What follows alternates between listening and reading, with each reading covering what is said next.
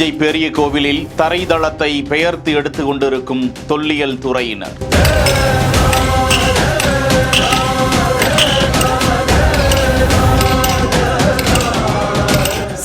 செங்கலாக எடுத்துக் கொண்டிருப்பது எதற்கு?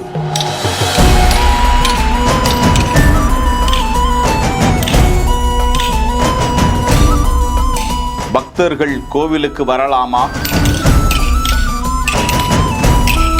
1000 ஆண்டு பழமையான உலக புகழ்பெற்ற தஞ்சை பெருவுடையார் கோவில் அசைக்க முடியாத கம்பீர கோபுரத்தோடு அழகுற காட்சியளித்துக் கொண்டிருக்கும் அந்த கோவிலுக்கு நாள்தோறும் உலகம் முழுவதிலும் இருந்து பக்தர்களும் தொல்லியல் துறையினரும் ஆய்வாளர்களும் வந்த வண்ணம் இருக்கிறார்கள். அந்த சிற்ப கலைகளையும் கோவில் வடிவமைப்பையும் பார்த்து வியந்து செல்கிறார்கள். தற்போது அதன் 4000 சதுரடிக்கு தரைதளம் பெயர்த்து எடுத்துக் கொண்டிருக்கிறார்கள் தொல்லியல் துறையினர். அதன் செங்கற்கள் பழமையாகி தேய்ந்து விட்டனவாம். அதில் மழை நீர் தேங்கி பாசி படர்ந்து ஒரு சில சமயம் பக்தர்கள் சிலர் வழுக்கி விழுந்து காயமடைவதும், அதனால் அது 2ஆம் முறையாக தற்போது புனரமைக்கப்பட்டு வருவதாக தகவல் வெளியாகி இருக்கிறது. சுமார் 75 லட்சம் மதிப்பீட்டில் கோவில் கோபுரத்தில் அதிர்வு ஏற்படாத வண்ணம் உளி உள்ளிட்ட உபகரணங்களை வைத்து மெல்ல மெல்ல செங்கற்கள் பெயர்த்து எடுக்கப்பட்டு தட்டையான திடகாத்திரமான செங்கற்கள் பதிக்கும் பணி நடந்து கொண்டிருக்கும் காட்சியை தான் பார்த்து கொண்டிருக்கிறோம்.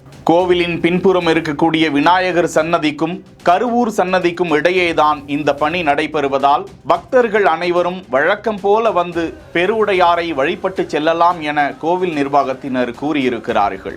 ஏற்கனவே பதிக்கப்பட்ட செங்கற்கள் கடந்த 35 ஆண்டுகளுக்கு முன்பு பெயர்த்து எடுக்கப்பட்டு புதுப்பிக்கப்பட்ட நிலையில் அது பழமையடைந்த நிலையில் தற்போது புனரமைக்கப்பட்டு வருவது குறிப்பிடத்தக்கது. செய்திகளை உடனுக்குடன் தெரிந்து கொள்ள பிஹைண்ட் வுட்ஸ் நியூஸ் வாட்ஸ்அப் சேனலுடன் இணைந்திருங்கள்.